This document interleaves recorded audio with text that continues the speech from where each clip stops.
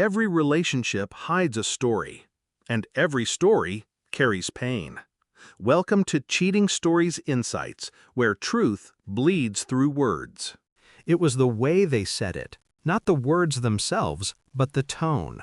Flat, defiant, as if I were nothing but an inconvenience under their roof instead of the one who'd kept it standing.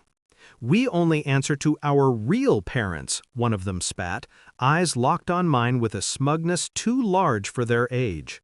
The others nodded in unison, rehearsed, as though they had practiced this rebellion in whispers behind closed doors. The silence afterward burned louder than the insult.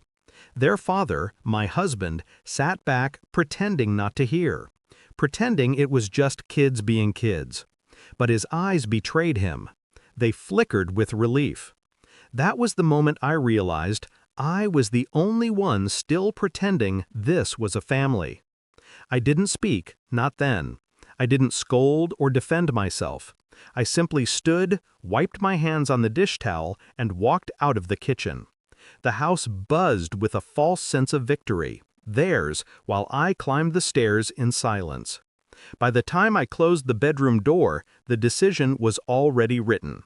If I was not a parent in their eyes, then I would no longer carry the weight of pretending to be one. They wanted their biological parents. They would have them, completely. The plan unfolded with the same precision I had always used to hold the family together, quiet, unseen. First, the locks. A locksmith arrived the next morning, confused by the urgency, but too professional to ask questions. By the time the children returned from school, their keys were useless. They rattled the handles, confused, while I opened the door just wide enough to meet their eyes. "Ask your father for access," I told them. My voice didn't waver. I closed the door again before they could argue. Second, the privileges. Phones on my plan? Canceled. Streaming accounts? Passwords changed. Lunch money, rides, laundry, all gone. A clean extraction of myself from their lives. I watched them flail, watched the small cracks form when the conveniences they'd taken for granted began to vanish.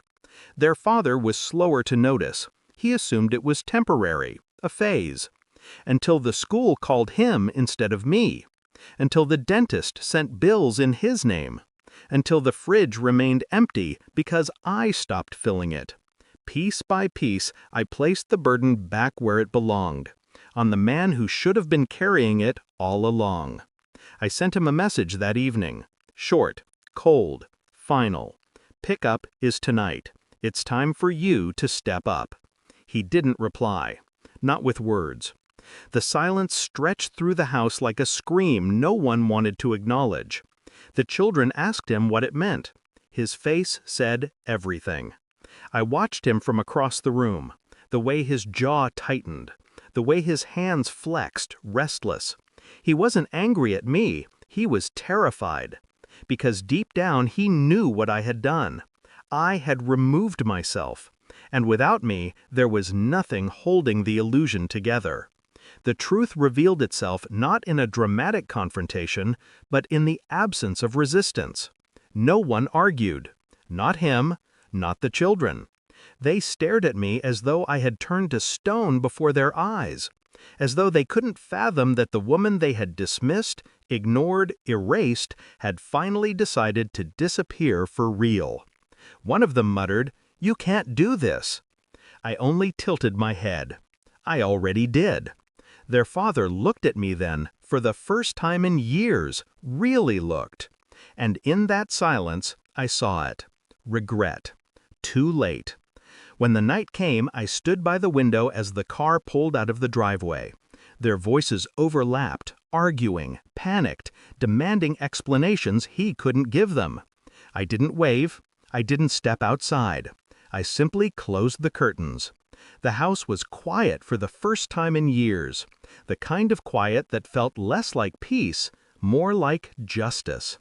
I walked through the rooms afterward, slowly, deliberately. Every corner carried memories of battles I had fought to keep a family intact. Every hallway still echoed with footsteps of children who had sworn I wasn't their mother. They were right. I wasn't. And now they finally had what they wanted. A life defined by the people who gave them blood, but not care. I thought of their mother, long gone, a ghost who floated in and out when it suited her. I thought of their father, whose silence had always been his greatest betrayal. And then I thought of myself, lighter than I had been in years. There was no pity left in me, no guilt, only clarity. I had carried a burden that was never mine to begin with. I had raised children who weaponized my devotion against me. And when they chose to cut me out, I let them. Only I made sure the cut was final.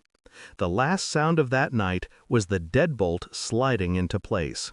Not to keep them out, to keep myself in, safe, free. The silence afterward didn't ache. It healed. And for the first time I realized silence wasn't empty at all. It was full of everything I had taken back.